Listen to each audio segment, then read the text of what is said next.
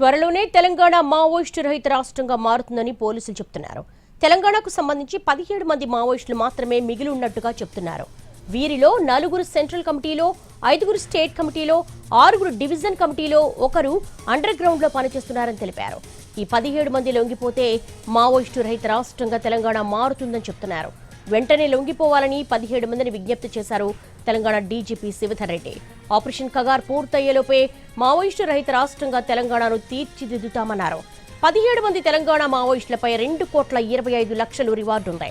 17 మందిలో సెంట్రల్ కమిటీలో Muppala Lakshmanarao alias Ganapathi, Thippiri Tirupathi alias Devji, Mallajireddy alias Sangram, Pasunuru Narahari alias Santosh ఉన్నారు.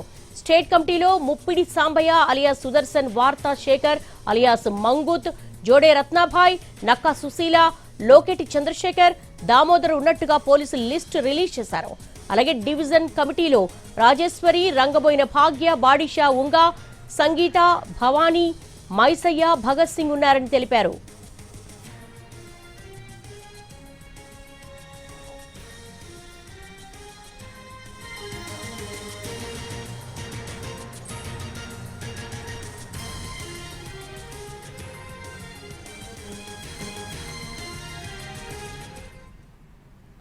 త్వరలోనే తెలంగాణ మావోయిస్టు రహిత రాష్ట్రంగా మారుతుందని పోలీసులు చెబుతున్నారు.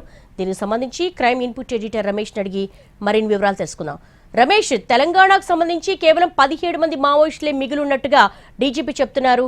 ఈ లిస్ట్ అది ప్రిపేర్ చేయడం వెనుక ఎటువంటి ఇన్వెస్టిగేషన్ చేశారు?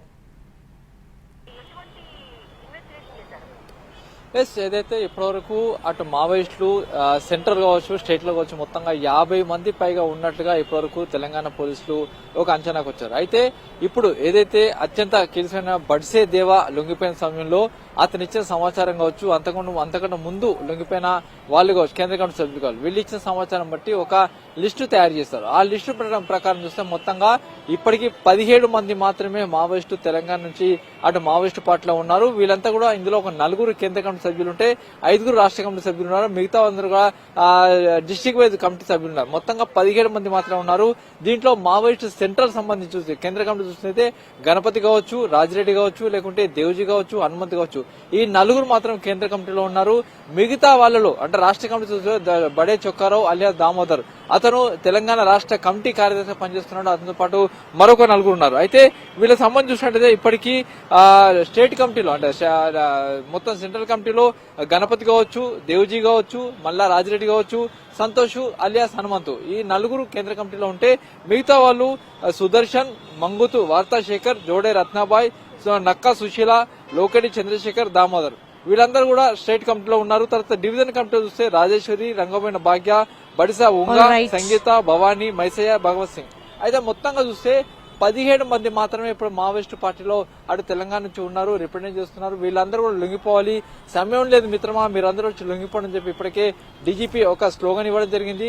అంతేకాకుండా వాళ్ళ బంధువులు కావచ్చు, వాళ్ళ మిత్రులు కావచ్చు, లేకుంటే అటు మీడియా సంస్థల ద్వారా వీళ్ళందరూ కూడా లొంగిపోయే విధంగా ప్లాన్ చేస్తున్నట్టుగా అధికారులు చెప్తున్నారు. అయితే దేవ్జీ ఇప్పటికే కాంటాక్ట్ లోకి వచ్చినట్టు కొంత సమాచారం ఉంది.